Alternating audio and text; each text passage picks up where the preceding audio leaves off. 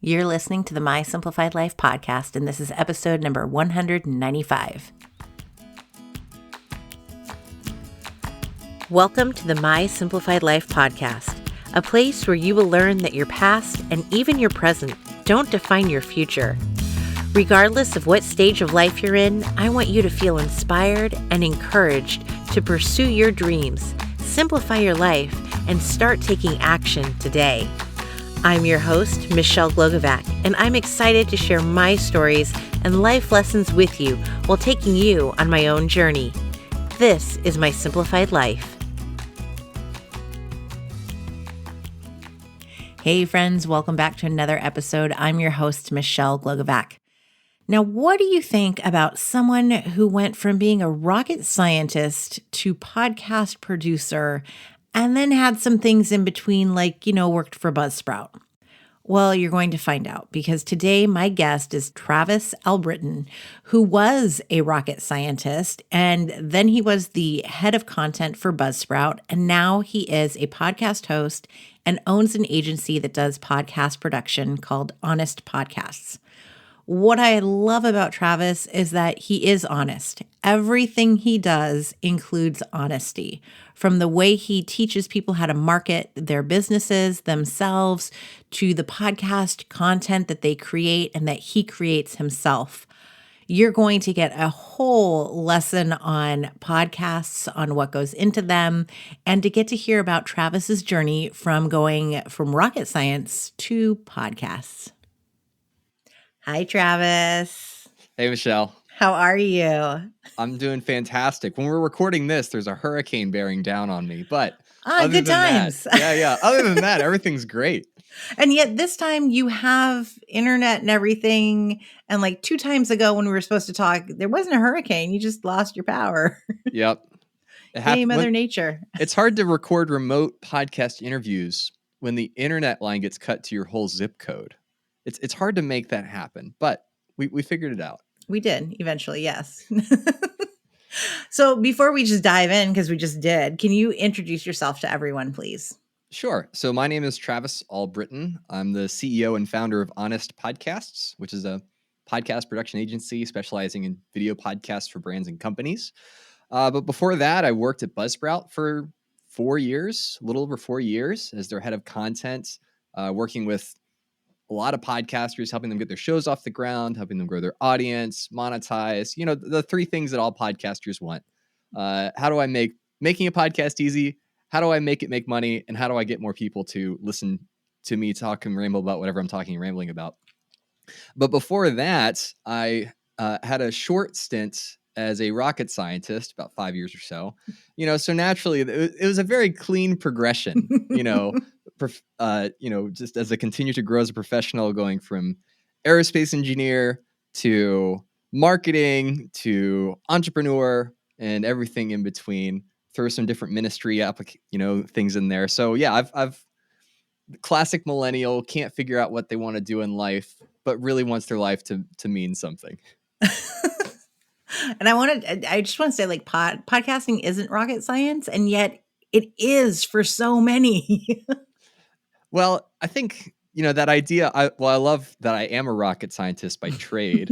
So when people say, I could say, yeah, I am a rocket scientist, like, oh, that's really cool. I've even got a couple mugs, just to hammer the point home in case anyone doubted me.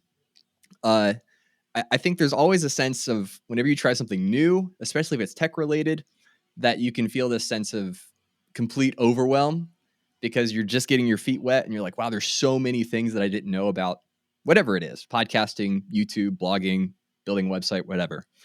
And so I certainly think that it's almost like it's not necessarily the thing itself is really difficult, but the expectation gap between what you thought you were getting into and what it actually takes to succeed. When that gap is really big, then you can feel that sense of, well, maybe I'm not cut out for it. And the 2 worlds are so different, coming from engineering, corporate, to, I call it an online business because essentially that's what it is. We're online, we're doing our business, but there's such different worlds in the language that's spoken, all the acronyms and everything, and the way people do things, and literally the network that you're a part of. It's so vastly different. Like, that's a learning curve in and of itself. So answer me this. Making money on a podcast. I always tell people there's really not that much money unless you're something huge and get a boatload of downloads. And Sure. I use this as my marketing tool and that's how I make money. What would you say to someone who's just starting, who's like, yeah, I want to make money with my podcast? I think that's great. I think it's great motivation. It's great to have an idea of what you're driving towards. Make money can take many different forms. You can make money with a podcast. 5 cents a month. Absolutely. You can make money. So I think when most people think about that, they're either in one of two camps. I want this to be my full-time focus. I want to be able to quit my job and just be a podcaster. And that's going to be a very small, like fractions of a percentage point of people that do it. Because what you really need is longevity. So the podcasts that are really big now, unless you happen to be a celebrity that's bringing an audience into it, are the ones that have been around since the beginning of time, 12 years ago, when podcasting really started.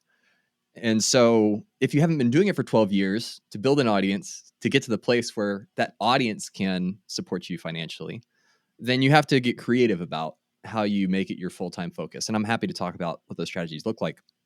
But the other camp, which I think is completely realistic, is that the podcast pays for itself and you have a little bit left over. Because relative to other online endeavors, podcasting is relatively affordable, right? Once you buy the microphone, you get a couple software subscriptions. YouTube can be your best friend for learning how to do everything that you need to do in a podcast. The gear is relatively affordable. Like you can get a $70 microphone on Amazon that works great. You don't have to spend thousands of dollars on a studio or anything like that. And so the bar to break even and then be profitable is much lower than people think it is. And so for that, it's 100%. You can make money with your podcast, but it's all about that expectation gap of I'm going to be the next Joe Rogan. Probably not, but that's okay. You can be the first you. Do you want to be Joe Rogan? I don't personally want to be Joe I don't. Rogan. I'm okay not being Joe Rogan. Yeah, but that's, he's kind of the the flag bearer, so to speak, for when people think about podcasters that have made it big. It's really interesting too, though, because as I'm reading more with, we saw Harry and Meghan get their Spotify deal and Michelle Obama had a deal, there's all of these deals that have gone and then they fall flat. And, I there was a quote not recently that I saw that was like, not every celebrity should have a podcast. And I'm like, yeah, just like not every human being should have one. Just because you have a following, you're an actor, it doesn't mean that you can interview people. I read that the reason Harry and Meghan's fell short was because Meghan wasn't willing to share of herself personally. And I went, well, yeah, that's really what podcasts are about, sharing of yourself. So if you're not willing to share who you are, what you know, then podcasting really isn't for you. And I think that's what really separates podcasting from other mediums like television, where there's a degree of separation where you're kind of just consuming entertainment, even if it's, a person that you're connecting with. But with podcasting, because it's in your ear, it's a much more intimate medium. And so you develop this really strong connection with the people you listen to. Like there are people I've consumed hours of their content and I've never met them in real life. Mm-hmm. And so it'll be really weird if I run into them in the airport. I'm like, oh man, I love your show. I love this episode. I love this interview. How's your dog doing? Did your kid get into that college? And they're like, how do you know all this random stuff about me? It's like, well, you mentioned it on your podcast, which is, my time with my bestie driving to work, right? My commute's a lot shorter than it used to be now working from home. But, I think that's where the power of podcasting really is the strength of the connection with your audience versus Instagram or TikTok, where you get 3 seconds of someone's attention and then they forget about you until a week or two later. And so if you really want podcasting to work for you, the more of yourself you can bring into it, the better, not just because that's what people seek out, but also because with podcasting, you want to be in a category of one. It's so easy to think, okay, well, there's like 250 marketing podcasts. I just made that number up, but maybe it's true. Who's going to listen to me? Like there are other people that are more accomplished, have done bigger things, have bigger companies. Why would they listen to my podcast about marketing? Well, it's because I'm the only host named Travis Albritton who has my background and experience that can share about the things that I've seen and experienced in the world and share my values and things like that. And so there are people that choose to listen to my podcast over bigger ones because they connect with me deeper on a deeper level than those other hosts. And so once you unlock that, if you're willing to put yourself out there and be vulnerable within certain reasonable boundaries, like don't tell people where you live, but apart from just like general or internet do and see what best happens. practices, apart from just internet best practices, I think podcasting is a really fantastic opportunity to develop really deep connections with the right tribe of people. And if you can get really clear on what each of those things mean for you, then it can be a fantastic opportunity. What would you say when someone's starting a podcast and they're like, you know what, I'm going to talk about this. And then they kind of pivot along the way of, I don't know, I want to talk more about this. What would you say about those pivots and changes? And are they okay? I feel like, for me, I don't know. It's kind of changed along the way. I've done more interviews and I've had some people say, oh, you interview only authors. Like, no, I really don't. Just so happens that a lot of people are writing books these days. Sure. But what would you say about someone who is starting down one path and then they kind of change along the way with their show? Should they make those changes like completely in their marketing of, oh yeah, I was doing that, but now I'm doing this? Do you have to pick a niche? Yeah. So it's always case by case, as with most of the advice you see on the internet. It's like always take it with a grain of salt, right? Because as much as there are trends and best practices, every person's journey is different. So I think the pivots are easier to make in the beginning. The reason is because no one's listening to you yet. Like that's one of the things that whenever I'd work with new podcasters and they'd have all these questions about episode 1 or episode 2, I'm like, listen, 3 people are going to listen to this show. You, your spouse, and your mom. Okay. So you can make all the mistakes that you want. You can completely whiff on the most important question you should have asked your guest. You can do everything wrong and no one will remember it. And that's totally fine because you're finding your way. And so the pivots are best to make in the beginning because your audience tends to be smaller. And so you can experiment and try all kinds of different things because you may realize, I don't really like the interview format. I really like just kind of riffing on a topic or talking about something at length or teaching something or sharing my personal story. And that's really the lane you end up in. But you don't know that unless you try lots of things or you test lots of things. But the podcast should always serve you. So you never want the podcast to kind of become the person or become the thing that you are beholden to. It serves you in what you need it to do. And so if you need to make a strategic shift in the things you talk about or the topics you talk about or how you do it, do it. Like you don't have to perpetually feed this machine that you created 2 years ago because now your priorities are different. You can help it evolve and change and grow with you as you change and grow and evolve. So that way it serves the purpose that you need it to serve in the time that you're doing it. So that would be the one thing is don't let fear of if I make this change, will my listeners drop? Maybe, maybe not. But it's better to have a smaller audience with a podcast that is serving you right now than a larger audience that isn't helping you get to where you want to go. So on a philosophical level, that's what I would say is don't be afraid to make changes because it's okay. On a practical, I love that you say that. I love that because I always say my podcast is I'm selfish. Like I interview who I want to get to know. Yep. Like, yes, you listener, you are so important to me. I want you to learn from this episode, but secretly I want to learn too. And I want to meet the person I'm interviewing. Yeah. It's this very interesting kind of like a balancing act where you have to be a little bit selfish. Otherwise, it's not going to be something you look forward to or enjoy or want to put time and effort into long before it pays the kind of dividends that you want it to. So it has to be a little selfish in order for it to be sustainable, which is really the key. So every now and then Spotify or Apple throw out the number of like how many podcasts they have on their platform. I think 4 million was the last number I saw at Spotify. But then if you look, like there are different places where you can track these stats. Like last week, there were less than 200,000 episodes published. So of those 4 million podcasts, less than 200,000 episodes published.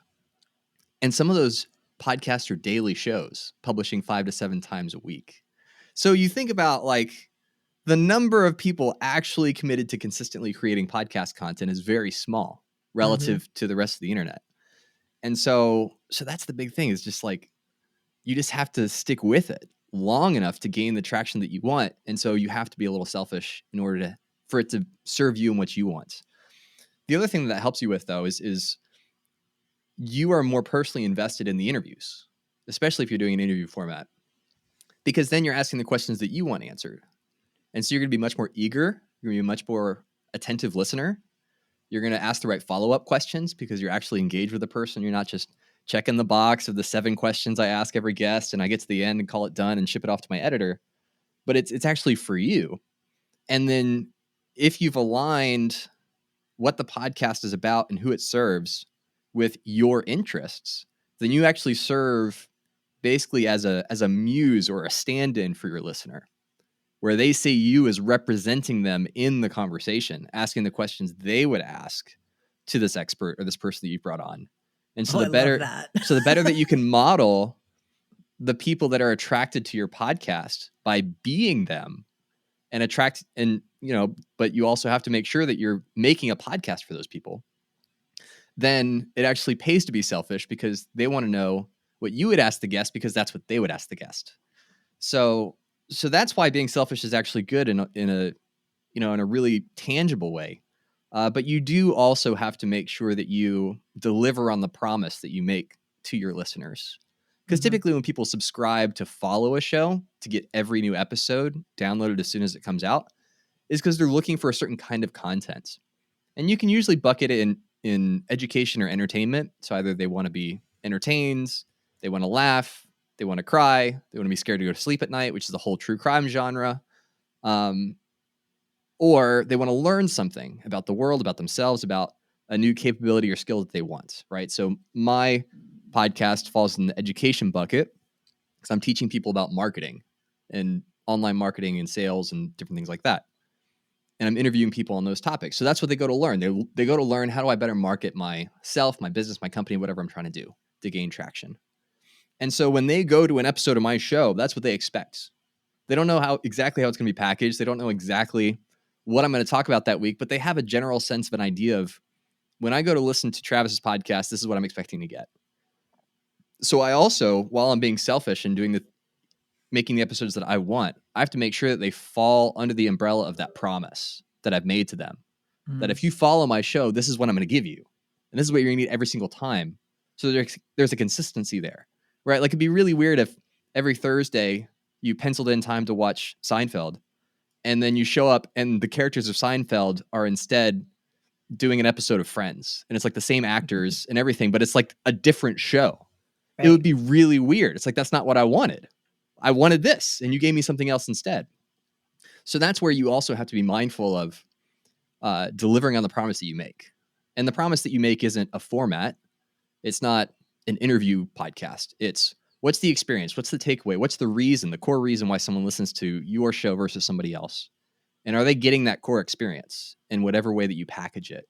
And if you can say yes to that, then it's fantastic. Go for it. And that's how you can experiment within the boundaries of the podcast that you've created to try different things, to try different formats, to try and bring on different guests. But also always running it through that filter of, does this deliver on the promise that I've made to my listeners? Is this what they can expect to hear? And then am I being slightly selfish with it? So that way I'm personally invested in making it as great as possible. If you can have those two things, then you can have a fantastic podcast. And how many people do have those two things? I think that we saw during COVID, oh my gosh, so many people, everyone and their mother was launching a podcast, and it all spiked up. And then as we all left our homes, it came down in the shows that were being released, in the listeners. I think we've now seen another uptick. People are back into their routine, but are people creating new shows as much as they were before, or are we seeing that trend coming back? Certainly not at the velocity we were seeing before, because it was ubiquitous. Everyone's stuck at home in quarantine. Get a microphone and start recording a podcast. Like, it just became this meme almost, right? Having a podcast, where SNL started doing skits about it. That's when you've reached peak meme, when you get SNL skits, right? So you can hear my dog in the background. So, I'm definitely recording from home here. That's one of the joys, just sidebar, of being a podcaster working from home, and having a hound dog, all three of those things put together lead to some really interesting interactions. But aside from that, the velocity has certainly come down quite a bit. But what has shifted is that whereas before people saw podcasting as like an experimental medium, nobody was really sure if it would stick, if it would last, if it'd be worth investing in. And they were kind of treating it like the newest social media kid on the block, right? Like Threads came out and everyone gets excited about Threads. And then 2 weeks later, it disappeared, right? And there was, for a long time, this sense that podcasting was going to be similar, that would be overtaken by YouTube, or somebody would innovate on top of the audio platform, and then that would take all the attention. But it's been around long enough and gone through enough of those, kind of end of medium kind of events, whether it's Clubhouse or, TikTok or things like that, that now people see it as not just like a single app, like a Spotify or an Apple Podcasts, but as basically the audio platform of the internet. And so because of that, you're now seeing a lot of larger companies and brands and players, like a lot more celebrities, taking it seriously because they see that it's going to be around. Mm-hmm. And that if they want to get in still on the very much the ground floor, that they need to start now, because 5-10 years from now, it's going to be exponentially larger than it is now. So that's the shift that I've seen, is more people taking it seriously, which also means that you have fewer people just kind of dabbling with it and throwing stuff up and hoping that it gets found. Because in the past, you could get away with that. Now, not so much. You really do need to be strategic about what you do in order to stand out. Tell me what's behind the name Honest Marketing. I love it because there's so many gimmicks out there, right? Yeah. So how did you come up with this? So originally the podcast was called Marketing for Humans. And the ethos behind it, I think gets summed up in the tagline I made for the show pretty well, which is proven strategies to grow your business without selling your soul. And it really came from my own evolution as an entrepreneur and somebody that does marketing online. Because initially, when you're first getting into it, you have no idea what works and what doesn't. You're a complete beginner, as most self-made entrepreneurs will attest. It's like, I didn't know how to write an email. What's a headline? What's copywriting? Am I copying someone else's work? Is that what that means? How do I earn money? How do I convince someone to give me money for something? And so everything is, you have no idea what's working and what isn't. And I think a lot of people, not so much now, but definitely 5-6 years ago was the case, that you would have people taking advantage of those people and promising the world and then delivering very little, because, let's face it, if you can convince someone to give you their credit card, there's not a lot that you can do if you discover that person isn't telling the whole truth. Mm-hmm. Or you'd have, these webinars where they'd promise that you can get rich and quit your 9-to-5 job with this new fancy thing called Amazon or affiliate marketing. Oh, and the $2,000 course has no refund policy. So you just have to take my word for it that it's legit. And it's like, oh, well, now I actually have to build a website too. And I got to have all these other things that you didn't tell me I needed. I just thought you were going to teach me how to make money. I didn't know it was going to be this whole thing.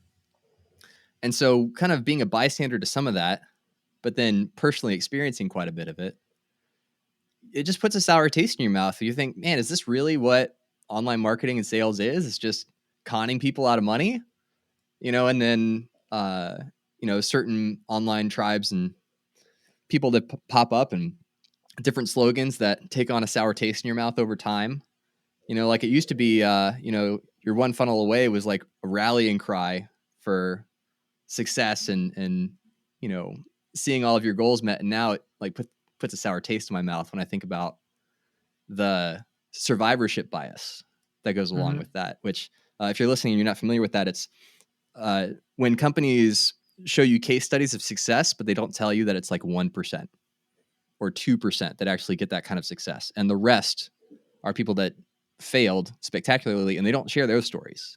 Like they don't share the stories of the people that went all in on something, had it fail, had to sell their house, declare bankruptcy, because that wouldn't be a case study that would bolster their claims about why their product or service is going to make your life better, right?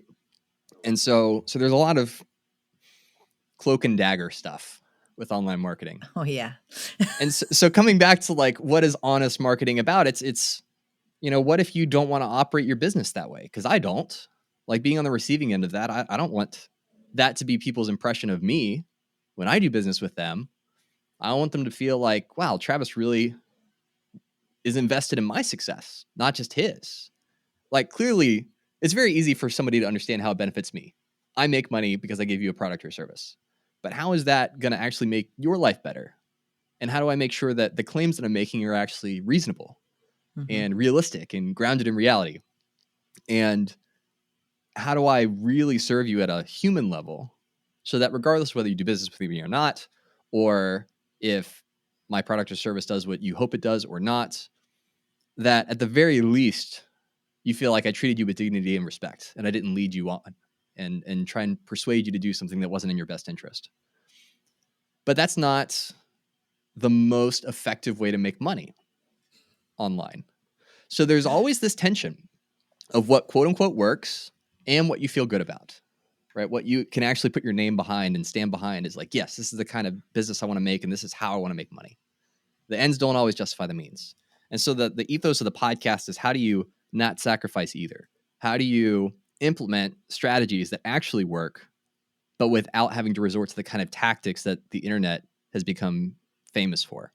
And that's, so I interview people, I share my own learnings, my own lessons, what I'm doing that's working, not working, and just sharing as much as possible, because I want that to be more part of the conversation about how can we actually redeem internet marketing and online marketing and the reputation it's gained as an opportunity to serve people outside of our local geography, but do so in a way that's human oriented. I love that. Yeah, I couldn't agree more, because the whole online world, and everyone's a coach. Everyone's a coach. And, Mm-hmm. you need a coach for this and a coach for this. And then you have to buy all these courses. And I was just saying on the podcast I was on before this of, you don't have to go buy a course on storytelling. Like, you don't need to learn how. You can tell your story just fine without paying $1,000 or $5,000 to learn how to tell your story. There's so much of the nonsense that's out there.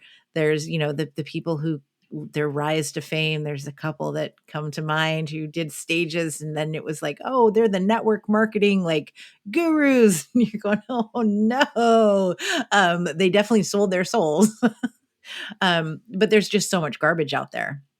And the claims, the case studies, I love that you bring that up, because I have prospective clients want to know my case studies. Show us what you've done. And I do not give them the client who's gotten the most podcasts. I just don't, because that's, it's like the rear window of objects in mirror are closer than they appear. Well, it doesn't mean that you're going to get as much as this client did. I will give you the average, and I'll tell you that the average is really what the lowest is getting, and it's really darn good. But I'll tell you, yeah, here's the best, but it's not reflective of everybody. And that is the honest part. And I feel like there aren't enough honest people, or they're afraid to be honest. And that ugly word that I hate, the authentic stuff, don't call yourself authentic, just freaking show up and be who you are. And I feel like that's exactly what you're saying, be who you are, show the truth in what you're doing, and the money will come. It always does. And I think, again, the hard part is, sure, philosophically, it's easy to say, oh, I want to be completely upfront with people. I want to be honest. And then you have like one or two sales walk away as a result of it. And you think, did I just make a mistake? Did I Mhm. make a mistake? Because I really would like to pay my utilities this month. I would like to not be evicted. And that's a big part of, especially if you're a solopreneur, you're thinking, I gotta provide for myself. I gotta provide for my family. Am I leaving money on the table? I certainly could have embellished one or two things to try and close the deal and still, serve them and deliver them my promise of the product or whatever. But there's always this sense of, man, I wonder if I left money on the table that I wouldn't have otherwise. And so you really have to start from a values centric place, right? Whether your business succeeds or not, what do you want your legacy to be? And what do you want to remember about that experience? Mhm. Because the other truth is that most entrepreneurs that are successful are because they had several failed businesses before. Just statistically, that's true. And 90% of businesses go out in 5 years or less. So more than likely, if you're starting a business, it'll probably fail. But what are the lessons that you can learn for the next one to help you build on the success that you're getting incrementally to eventually get to the place where it's become the thing that you want it to become? And so it's much more, it's about much more than just, did I make this sale today or not? It's about, what kind of person am I becoming? What kind of business am I building? Is it one that I'm proud of? And one that, if it fails, it's not in spite of my lack of integrity in trying to make it work. And everyone has to decide that for themselves, right? Every person has to decide what they're willing to do, not willing to do, and what kind of business they want to make. But for me, I ultimately decided, if the business fails because I have to be honest with people, then I'm okay with that. I love that. And I would also add that you have to be okay with the people you work with. That, I have stuck to my gut where I'm like, oh, I don't really want to work with that person. And it's for the better. I think it goes for podcasts too. Oh, I don't want my client on that show because my client deserves better. And being okay with that. And I think that when you're honest with your client, like I've been, I'm not going to pitch you to that one because this is really what is going on over there. They appreciate it. And I think that being honest and just being who you are is what's going to get you further ahead. You won't fail. I don't think you'll fail. You'll learn something. You can't fail. Yeah. Well, and the ironic thing is that when you adopt that approach, you actually tend to make more money because people can connect with that. They're like, oh, this person actually cares about me. So like for me, I was talking to somebody. I was talking to somebody in about a potential partnership where they would refer business to me. And I mentioned that I turn away more than half of my prospects. And they were like, that's crazy. I've never heard of a production agency doing that, like ever. I'm like, oh, that's odd. That seems pretty self-explanatory to me. Like, I'm not always the best fit for everyone. So why should I take their money? But what ends up happening is that I'll also get people that come in and say, I'm not ready right now, but when I am, I'm coming right back. Because you've helped me to see where I need to get to in order to be able to make this kind of an investment in myself and in the marketing of my business. Or I just say, hey, I know this person. They're going to be a better fit for you. Let me connect you. And I pass it off as a referral. But again, what ends up happening is that now it feels like there's actually a selection process. It's not just any warm body with a credit card can do business with you. And so whenever it goes from just a faceless order form to, oh, I actually have to apply, I have to be accepted, I have to qualify. Now there's an onus on me to show up as a client to do what I'm supposed to do to make sure that I'm fulfilling my half of the bargain. Because especially if you're in any kind of agency world, you can't do 100% of it on your own. You need the client to be actively engaged. And so if they're checked out because they just signed up on an order form somewhere, it's like, that's not helping you serve them. And that's not helping them get the results they want. So all these things are intermingled. And this is obviously, a lot easier to do in a B2B setting where you have higher ticket offers than selling graphic t-shirts and things like that.